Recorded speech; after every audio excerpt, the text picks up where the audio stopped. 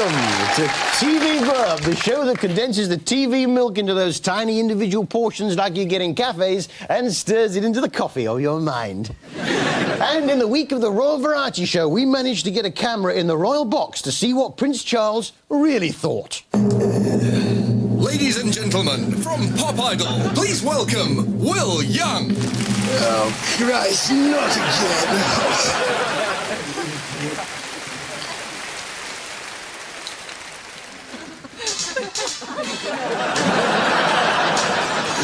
Of course, at this time of year, many of our finest actors and ex-gladiators are doing panto, and occasionally it spills over into the day job.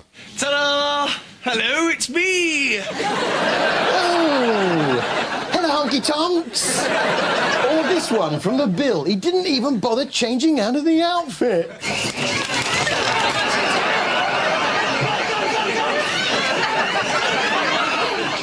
Staying with the bill, here's a classic piece of detective work. Cass? She's not here. She's got her. Cass! Nick! She's not here. Cass? Robbie, no, she's not here. Cass is missing. Yeah, I heard. There's no sign of her anywhere. Look, she's probably gone out. Oh, she's not in. She must have gone out. Simple as that. But where were the lads from Sunhill when this week top actor Christopher Casanova tackled a robber in the street? He'd been out Christmas shopping and hit the robber over the head with one of the presents he'd bought. A breadboard. Well, that's sport Mrs. Casanova's Christmas, that is. There she is, come Christmas Day. She's got nothing to look forward to. Gone is that heady excitement as she's handed the gift. She feels it. Oh, her heart skips a beat. Could it be? No, surely not. A breadboard?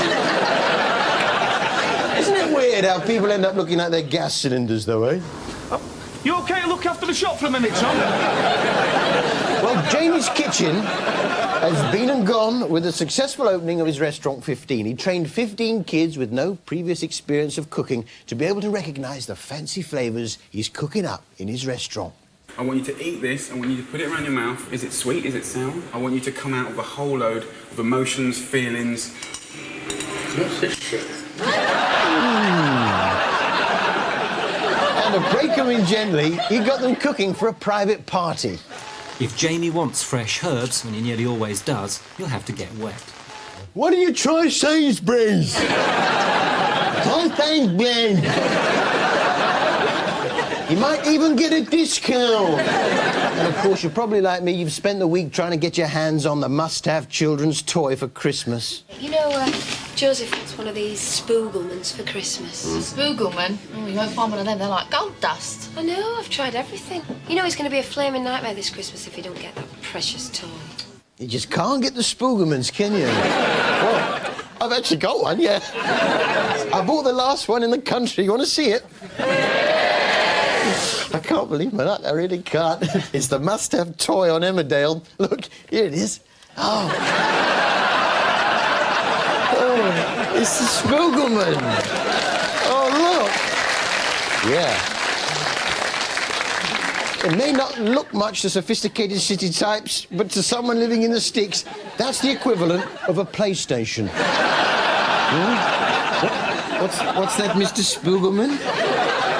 You want to dance? Yeah,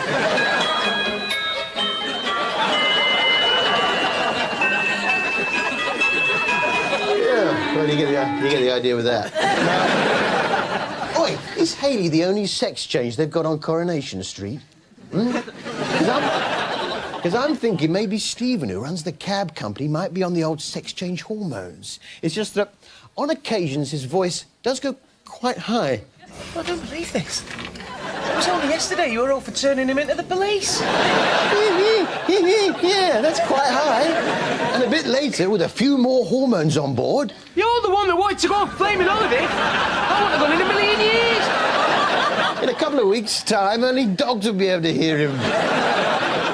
Billy Connolly and those lottery adverts. You think, wait a minute, how often does Billy Connolly buy a lottery ticket? Well, I spotted him buying a lottery ticket this week in the cabin. Well, Kevin's only gone and left this Nelson fella in charge of the garage on his own.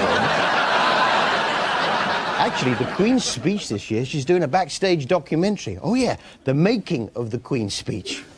5 minutes, Your Majesty. She definitely start with the hello, everyone, the wave. Ah, the wave is great. It's friendly, it's informal. And then the Paul Burrell gag, right? Exactly. You open with the wave and the greeting, then you get straight in with the early Burrell gag. I'm really not sure about that Princess Anne dog joke, though. Are you kidding me? That is a beautiful gag. Listen, you open with the wave thing, then the Burrell, and then you build up to the dog. I'm telling you, it can't miss. It's a beautiful speech. Well, here goes. Knock 'em dead, Mom. Fantastic,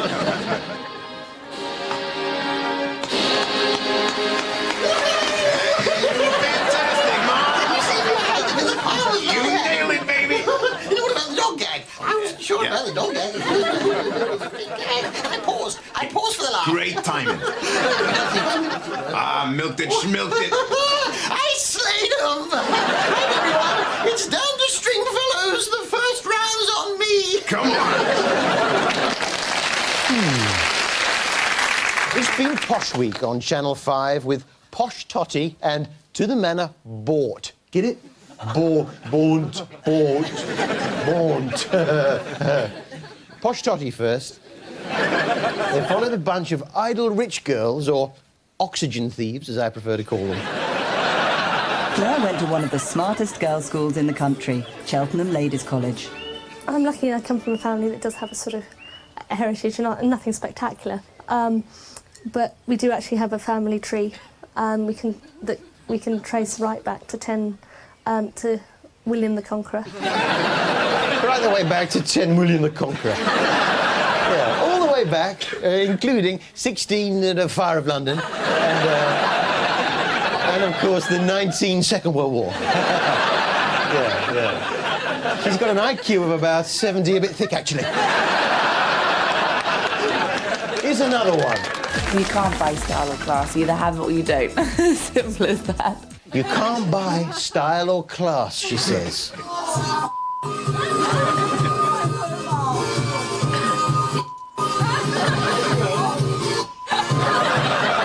You know, if you rearrange the letters of Posh Totty, you get the word parasite. Well, yeah, roughly. If there were some more letters in it. And here's another one, look. Well, here we go. 10 o'clock, zone F.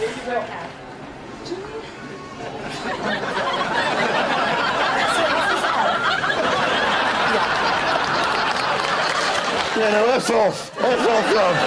Yeah. If you arrange the letters of Posh Totty, you get the words irritating airheads. Yeah, really. We can't get clips from EastEnders. No, Greg Dyke took it upon himself personally and banned us from using any of them. Here he is, look.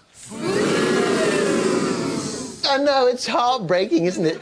It's no use, I can't bear to see you all like this. That's why I went along to TV Centre to see if I appealed to him personally whether he would relent. Right, well, here I am outside BBC TV Centre to see if we can get in to see Greg Dyke. Now, I know he's a man of culture, so I thought I'd buy him a little present. What do you get the man who bought us Roland Rat and Fame Academy? Well, I got him this. I got him a tinned ham, a Thunderbird, and a Twix.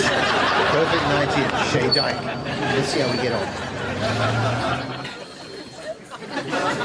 Hello there. I'm Harry Hill, the comedian. I've come to see Greg Dyke, who's the leader of the BBC. You know, he runs it. It's about the EastEnders clips. I've got my TV licence, so that shouldn't be a problem.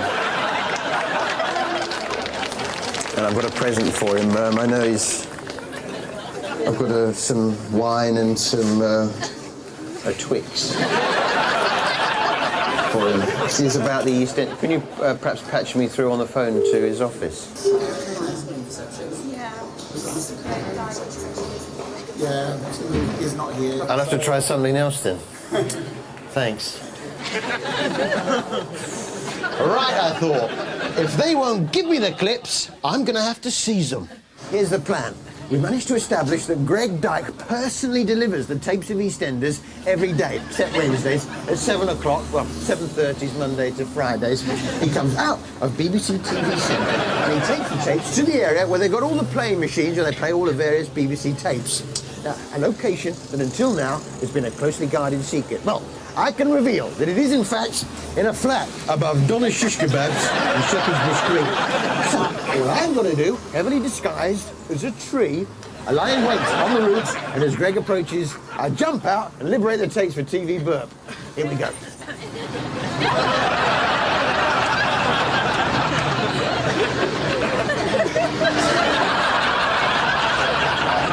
Here I am outside Donna Shish Kebab, Shepherd's Bush Green. We're expecting Greg Dyke any second. But shh, not a word. Wait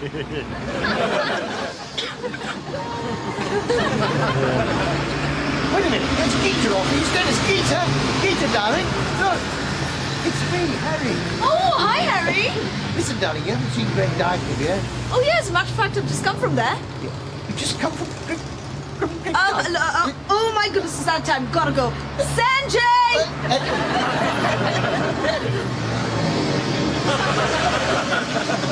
It's him.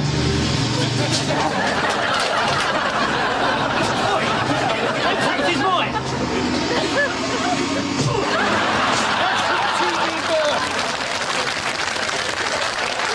Yeah, I've got him!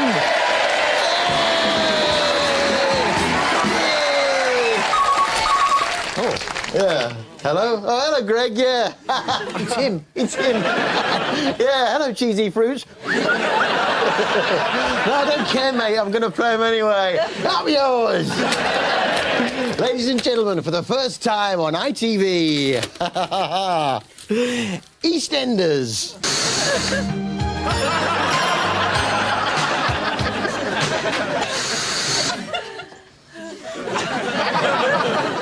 Phil, where are you? You're getting into such trouble one of these days. Now tell me, did you kill Lisa or not? No, I've told you, I never murdered no one. Phil! Peggy! Geeta, what brings you back to the square? Everyone, I'd like you to meet my new husband, Greg. Hello, Peggy. Phil, me and Geeta are very much in love.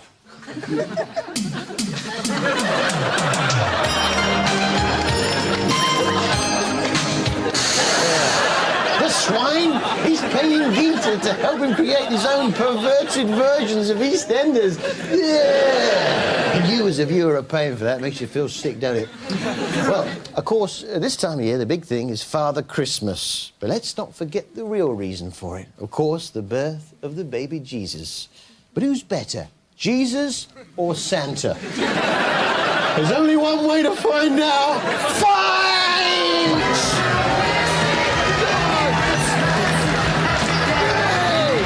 He's done it! See you in a moment, Vickers.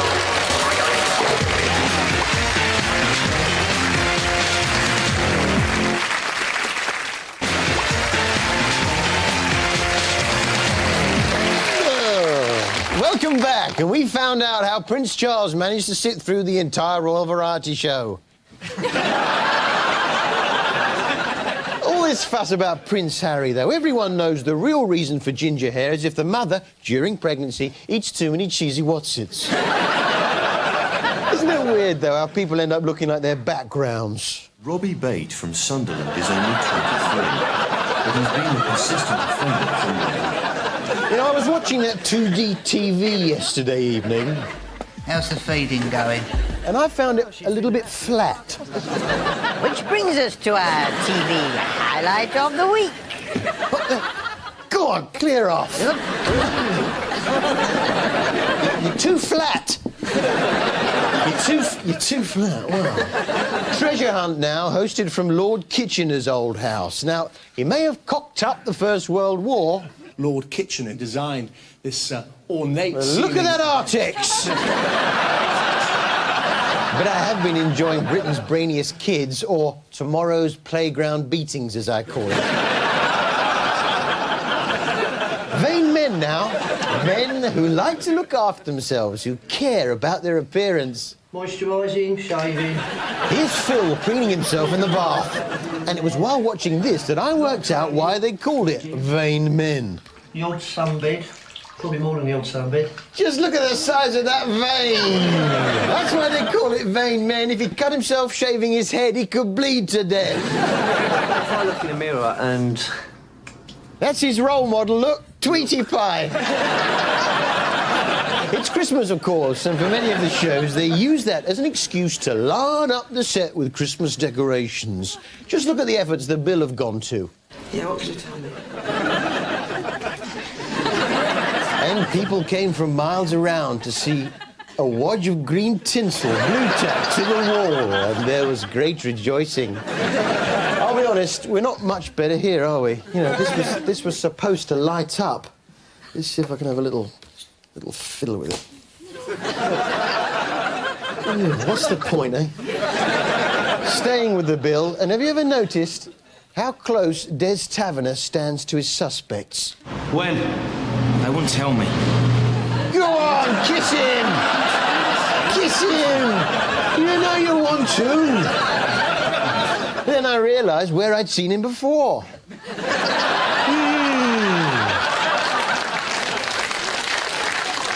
And this week in the Bill, the serial killer suspect committed suicide, and poor Adam O'Caro had to break the news to his sister. When someone gets bad news, you never know quite how they're going to react, do you? You okay?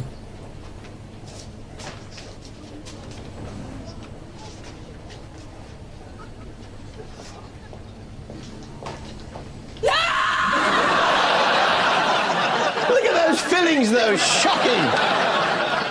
Which brings us to our TV highlight of the week. TV highlight of the week. Kerry Young working undercover. And if you're chasing an escaping criminal, good things to shout are, "Oi, stop." And if that doesn't work, try, "Oi, stop, police." Oi! He's got your back! Stop, please!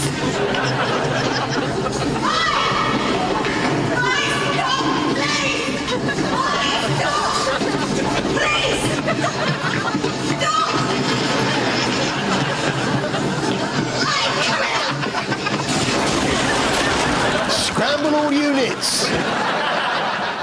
The thing is, when you're watching TV, you've no idea how tall people are. It's only when you see them next to something that you know the size of that you can work it out.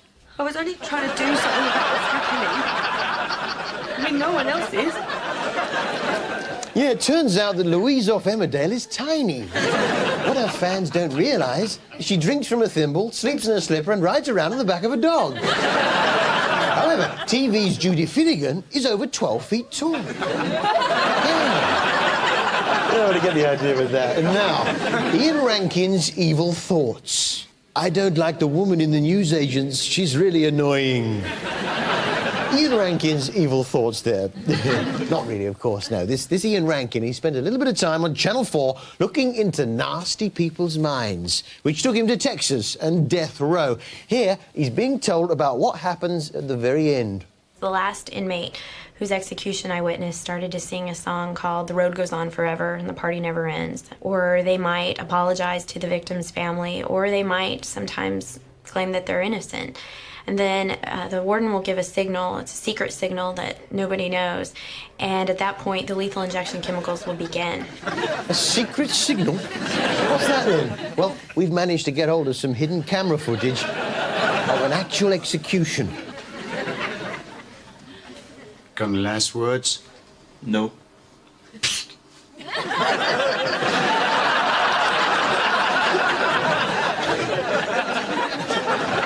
Well, this is the last show. Let's have a look at some of the shows they got lined up for next year on TV. Preview of next year. First of all, The Sky at Night gets moved to daytime. I can't see a thing. This is ridiculous. Yeah, and in line with some of these 999 style shows like Stop, Police, Action, there's a new one, Caution, slippery surface. Well, just time to have a roundup of some of the various pantos going on around the country. There's Snow White and the Seven Dwarfs, featuring Sooty in Darlington. That's a nice one. There's Frank Bruno and Sooty, Southend-on-Sea. Swansea, we've got Lisa Riley and, oh, look, Sooty. He's in there. And May McMetteridge in Cinderella. That's in Belfast. Oh, look, there's Sooty again. He's busy, isn't he, Sooty? And then, of course, we've got a lad in there with the Newsnight review team. Mark Rawson as Widow Twankey. Oh, there's my tour leaf. I don't know how that got involved. Embarrassing. Horribly embarrassing. I do apologise. Harry, what? There's been this delivery for you. A delivery? For me? What could it possibly... what's this? From Christopher Casanova? Oh, I see. It's a Spoogelman swimming pool, though.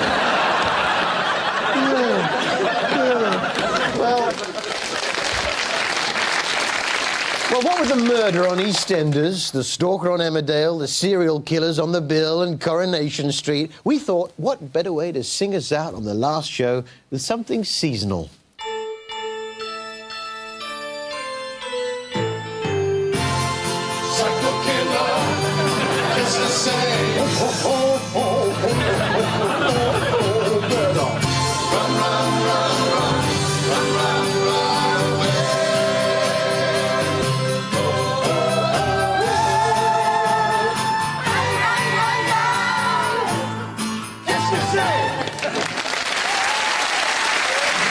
Kevin from Stan. Wonderful, all the noises, wonderful stuff. This is David from our house. Our house, yeah. Is it a hobby or...? Behind us, this is Kevin Bishop, who put the whole show together. Why me? Why